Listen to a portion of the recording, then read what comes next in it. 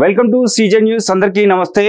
ఇవాళ మనం మల్హోత్రా గురించి మాట్లాడుకుంటే మల్హోత్రా పాకిస్తాన్ కి అనేక విషయాలను చేరవేసినట్టు తెలుస్తుంది. ఈ నేపథ్యంలో ఆమెని పోలీసులు అరెస్ట్ చేసి రిమాండ్కి పంపించారు. ప్రస్తుతం మనకి తాజా వార్త అందుబాటులో ఉంది.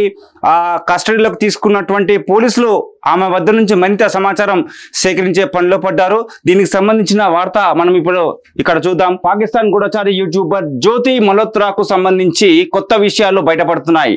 ఆమె విదేశీ ప్రయాణాలు, లగ్జరీ లైఫ్ గురించి, అవసరమైన డబ్బు ఎక్కడి నుంచి వస్తుందనే విషయంపై అధికారులు దర్యాప్తు చేయడం ప్రారంభించిన అధికారులకు ట్రావెల్ వ్లాగ్ల కోసం వచ్చే స్పాన్సర్షిప్లలో యుఏఈకి చెందిన ఓ ట్రావెల్ కంపెనీ ఉందని గుర్తించారు. యుఏఈకి చెందిన వెగో కంపెనీ జ్యోతి మల్హోత్రా వీడియోలకు స్పాన్సర్స్ చేసిందని, ఈ కంపెనీకి దుబాయ్, సింగపూర్తో పాటు పాకిస్తాన్లోని కార్యకలాపాల నిర్వహణకు లైసెన్స్ ఉందని కనుగొన్నారు పోలీసులు. కంపెనీకి అంతర్జాతీయ ఎయిర్ ట్రాన్స్పోర్ట్ అసోసియేషన్ IATA నుంచి గుర్తింపు ఉంది. ఆమె స్పాన్సర్స్ అందరినీ విశ్లేషిస్తున్నట్టు పోలీసు వర్గాలు తెలిపాయి. ట్రావెల్ విత్ జో అనే పేరుతో యూట్యూబ్ ఛానల్ నిర్వహిస్తున్న జ్యోతికి దాదాపు 4 లక్షల మంది సబ్స్క్రైబర్స్ ఉన్నారు. ఇన్స్టాగ్రామ్లోనూ 1,32,000 మంది ఫాలోవర్లు ఉన్నారు. వీగో పాకిస్తాన్ కు నిధులు సమకూర్చిందనే ఆధారాలు లేనప్పటికీ దేశంలో కంపెనీ కార్యకలాపాలు, జ్యోతి వ్యవహారంతో సంబంధాలు ఈ కేసులో వివాదాస్పదంగా మారాయి. జ్యోతి మల్హోత్రా ప్రయాణ ఖర్చుల కోసం వెగో స్పాన్సర్ చేయడంపై దర్యాప్తు అధికారులు మరింత సమగ్రంగా వివరాలను సేకరించే పనిలో ఉన్నారు. అయితే పోలీసులు ఆమె కస్టడీగా పొడిగింపు.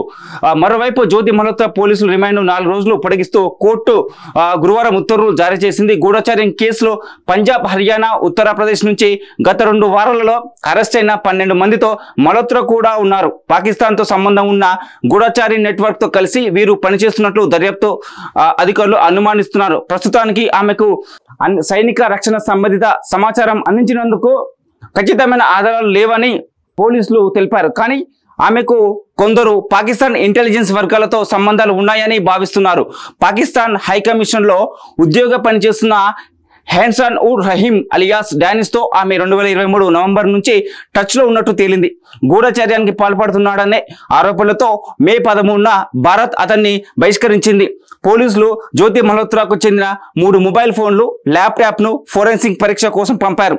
మల్హోత్రా 4 బ్యాంకుల ఖాతాలను కూడా పరిశీలిస్తున్నారు. జాతీయ దర్యాప్తు సంస్థ, ఇంటెలిజెన్స్ బ్యూరో, మిలిటరీ ఇంటెలిజెన్స్ అధికారులు ఆమెను ప్రశ్నించారు. మొత్తానికి ఇక్కడ మల్హోత్రా గురించి చూసుకుంటే ఆమెని పోలీసులు కస్టడీలోకి తీసుకున్న తర్వాత ఆమె నుంచి పాకిస్తాన్కి ఎటువంటి సమాచారాన్ని చేరవేసింది అన్న దాని మీద పూర్తిగా దర్యాప్తు చేస్తున్నట్టు తెలుస్తుంది. కస్టడీలో తీసుకున్న తర్వాత పోలీసులు ఆమె వద్ద నుంచి ఇంకా అనేక విషయాలు కూడా రాబట్టే ప్రయత్నం చేస్తున్నారు. సో నెక్స్ట్ మరొక వీడియోతో మళ్ళీ కలుద్దాం.